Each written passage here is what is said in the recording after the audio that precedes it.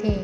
بچہ اپنے والدین کے لیے خلاف توقع تھا، کیونکہ جب وہ پیدا ہوا تو وہ انگوٹھے سے بڑا نہیں تھا۔ ماں اور باپ دونوں شروع میں بہت پریشان تھے، لیکن پھر انہوں نے خود سوچا یہی ہمارے لیے خدا کی دین ہے اور ایک دن ہمارا بیٹا بڑا مضبوط لڑکا بنے گا۔ لیکن سال گزرتے گئے اور علی بالکل نہیں بڑھا، وہ انگوٹھے کی طرح چھوٹا ہی رہ گیا۔ ہر شام رات کے کھانے پر ماں اپنے بیٹے کے لیے میز پر جگہ رکھ دیتی، وہ اس کے سامنے ایک چھوٹی سی پلیٹ رکھ دیتی اور اس میں ایک چائے کا چمچ سوپ سے بھرتی۔ علی کے پاس ایک چھوٹا سا پیالہ بھی تھا جسے اس کی ماں پانی کے ایک قطرے سے بھر دیا کرتی تھی۔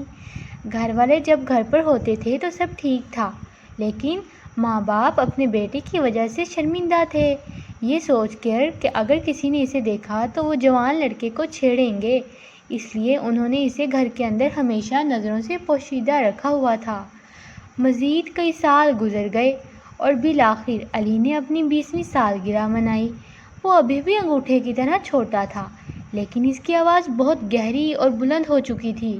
در حقیقت اگر کبھی کوئی ان کے بیٹے کو بولتے ہوئے سنتا تو وہ سمجھتا کہ یہ کسی بڑے آدمی کی آواز ہے۔ علی ایک بہت اداس نوجوان تھا، کیونکہ اس کا کوئی دوست نہیں تھا، اسے اپنا سارا وقت اپنے والدین کے گھر کے اندر چھپ کر گزارنا پڑتا تھا۔ ایک دن علی کے والد اگلے قصبے میں بازار جانے کے لیے تیار ہو رہے تھے۔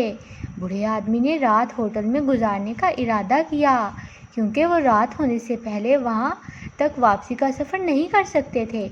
علی نے اپنے والد سے التجا کی کہ اسے سفر میں ساتھ لے جائیں، لیکن اس کے والد اس خیال سے بہت پریشان نظر آئے۔ اس نے کہا، ہم نے آج تک آپ کو کبھی باہر نہیں نکالا اور مجھے یقین نہیں ہے کہ میں اب ایسا کر سکتا ہوں۔ میں آپ کی حفاظت کیسے کر سکتا ہوں اور آپ کو دوسرے لوگوں سے کیسے چھپا سکتا ہوں؟ یہ آسان ہو جائے گا، علی نے اپنی گہری تیز آواز میں جواب دیا۔ آپ مجھے اپنی جیب میں رکھ سکتے ہیں اور کوئی نہیں جان سکے گا کہ میں وہاں ہوں۔ آپ کپڑے میں تھوڑا سا سوراخ کر سکتے ہیں تاکہ میں سانس لے سکوں اور میں دیکھ سکوں کہ کیا ہو رہا ہے اور دنیا کے تمام نئے نظاروں سے لطف اندوز ہو سکوں۔ علی کے والد نے محسوس کیا کہ علی گھر سے نکلنے کے خیال سے کتنا پرجوش تھا، اور اس وجہ سے اس نے اپنے اکلوتے بیٹے کو نہ کہنا ناممکن پایا۔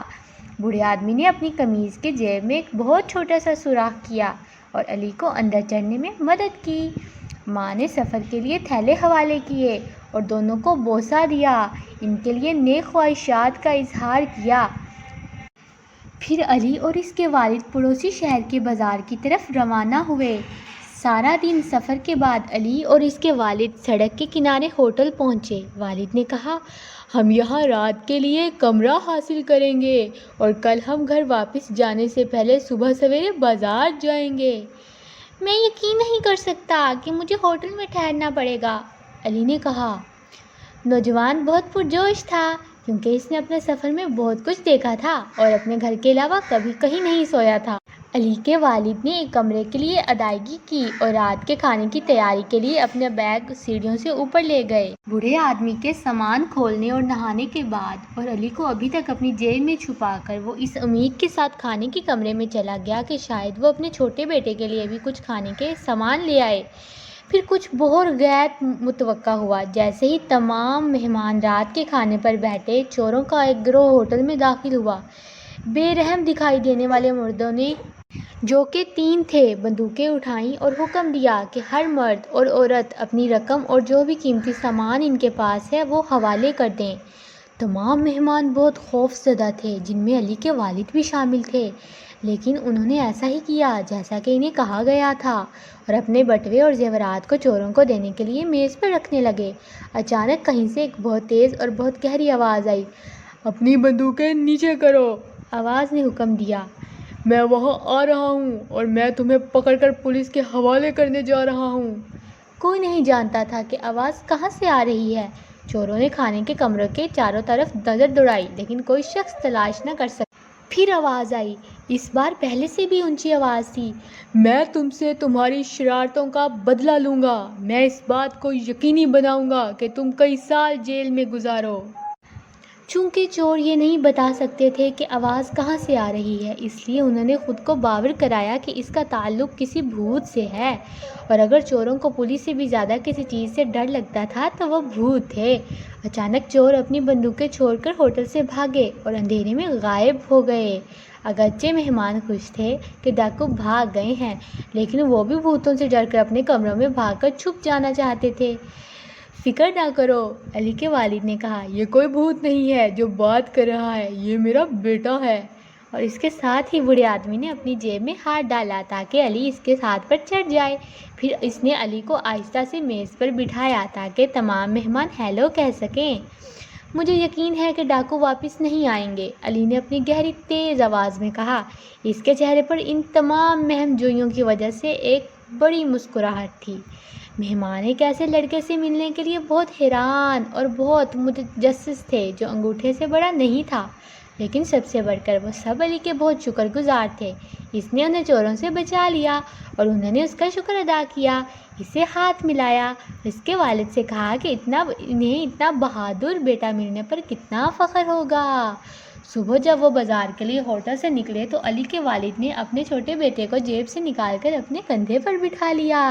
ساری صبح بازار میں اور پھر گھر جاتے ہوئے بوڑھے آدمی کو راہگیروں سے علی کا تعارف کرانے کے لیے کئی بار رکنا پڑا، اور اس نے بہت فخر محسوس کیا اور سب کو بتایا کہ کس طرح اس کے بیٹے نے تینوں چوروں سے سب کو بچایا تھا۔ اس شام جب باپ بیٹا گھر پہنچے تو علی کی ماں بہت پریشان نظر آئیں۔ علی ان کے شوہر کے کندھے پر بیٹھا ہوا تھا۔ کیا ہوگا اگر کوئی اسے دیکھ لے؟ اس نے اپنے شوہر سے پوچھا، لیکن بوڑھے آدمی مسکرایا اور اپنی بیوی کو سمجھایا کہ ان دونوں نے ہوٹل میں کس مہم جوئی کا تجربہ کیا تھا اور علی نے کس طرح سب کو بچایا اور چوروں کو ڈرایا۔ اپنے بیٹے سے شرمندہ ہونا بہت بڑی غلطی ہوئی ہے، ہمیں اتنے سالوں تک اسے گھر میں چھپا کر نہیں رکھنا چاہیے تھا۔ ہمیں علی اور ان تمام چیزوں پر فخر کرنا چاہیے جو وہ کرنے کے قابل۔ علی کی ماں کو واقعی بہت فخر ہوا جب اس نے اپنے بیٹے کی بہادری کی داستان سنی اور وعدہ کیا کہ وہ اسے کبھی نہیں چھپائے گی یا پھر کبھی شرمندگی محسوس نہیں کرے گی۔